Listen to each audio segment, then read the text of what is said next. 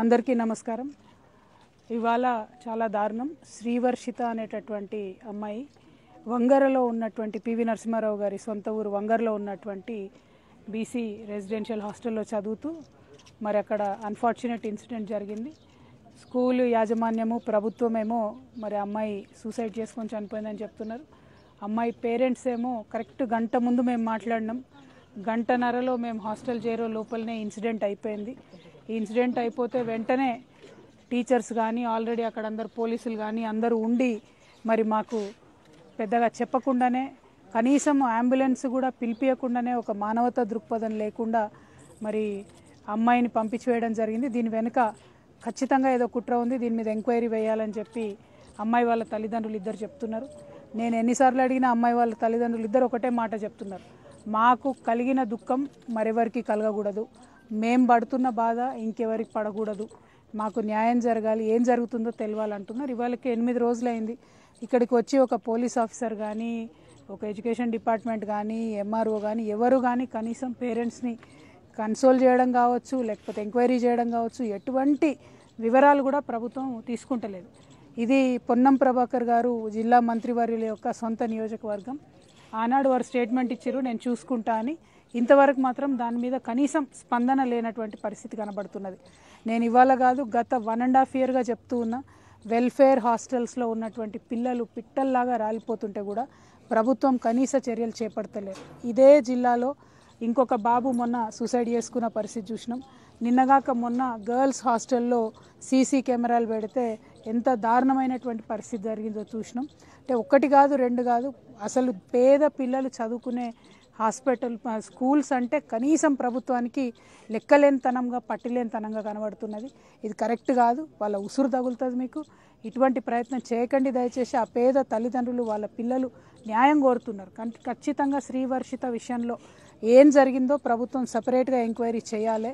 మోసం చేయొద్దు, మభ్యపెట్టద్దు. ఎందుకంటే అమ్మాయి చాలా టాలెంటెడ్ అమ్మాయి, ఎప్పుడు కూడా స్కూల్ లీడర్గా ఉన్నటువంటి అమ్మాయి, కలెక్టర్తోని అనేకమైన అవార్డులు పొందినటువంటి అమ్మాయి, జీవితంలో నేను ఐఏఎస్ను ఐపీఎస్ను అవుతా అని గోల్ పెట్టుకొని కష్టపడి చదువుతున్నటువంటి అమ్మాయి.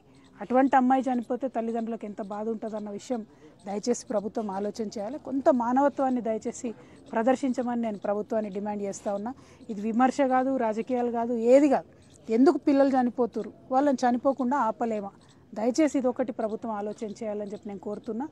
ఖచ్చితంగా న్యాయం జరిగేంత వరకు తెలంగాణ జాగృతి శ్రీవర్షిత పేరెంట్స్కి అండగా ఉంటుంది. ఇటువంటి అనేక మంది పేరెంట్స్ ఉన్నారు, వారందరికి కూడా అండగా ఉంటామని తెలియజేస్తూ మంత్రివర్యులు తక్షణమే స్పందించాలి, ఎంక్వైరీ చేయాలి, స్పెషల్ ఎంక్వైరీ చేయాలి, ఏం జరిగిందో ఖచ్చితంగా బయటపెట్టాలి. Thank you. జై తెలంగాణ.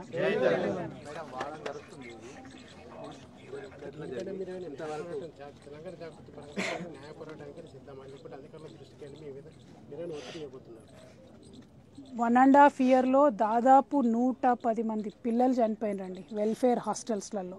ఉరి వేసుకోవడమో, యాక్సిడెంట్ కావడమో, ఫుడ్ పాయిజనింగ్ కావడమో, ఒత్తిడికి లోన్ కావడమో, ఇది ఎంత దారుణం చెప్పండి. పేద పిల్లల్ని చదివించాల్సినటువంటి ప్రభుత్వం వాళ్ళ ప్రాణాల మీద కనీసం లెక్క లేకుండా, సోయి లేకుండా వ్యవహరిస్తున్నారు. ప్రభుత్వం ఇట్లానే నిమ్మకు నీరెత్తినట్టు ఉంటే ఖచ్చితంగా న్యాయ పోరాటం చేయాల్సినటువంటి పరిస్థితి వస్తుంది.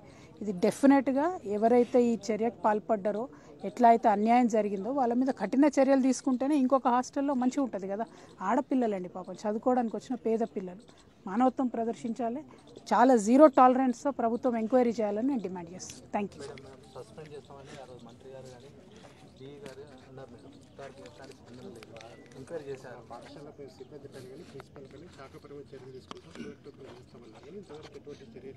ఎగ్జాక్ట్లీ నేనేమంటున్నా అంటే ఈ అమ్మాయి హిస్టరీ, అమ్మాయి అకాడమిక్స్, ఆమె టాలెంట్ ఇవన్నీ చూస్తే మాత్రం ఆ అమ్మాయికి బాగా ధైర్యం ఉంది. సూసైడ్ చేసుకునే పరిస్థితి కనబడతలేదు. గంట ముందు పేరెంట్స్కి ఫోన్ చేసింది. ఆ గంటన్నరలో ఏం జరిగిందన్నది తెలియాలంటే స్పెషల్ ఇన్వెస్టిగేషన్ వేయాల్సిందే. ఒక సిట్ వేసి దర్యాప్తు చేయండి. ప్రత్యర్థుల మీద, ప్రతిపక్ష పార్టీల మీద సిట్టులు వేయడం కాదు. పేద పిల్లలు చనిపోతుంటే ఎందుకు జరిగిందన్నది ఎంక్వైరీ చేయండి. ఆ ఎంక్వైరీ చేసినాక సస్పెండ్ చేస్తారా, పోలీస్ కేసు చేస్తారా ఏందన్నది తర్వాత తేలుతుంది. కానీ ఎంక్వైరీ మాత్రం చేయాలని చెప్పి ప్రభుత్వాన్ని డిమాండ్ చేస్తాం.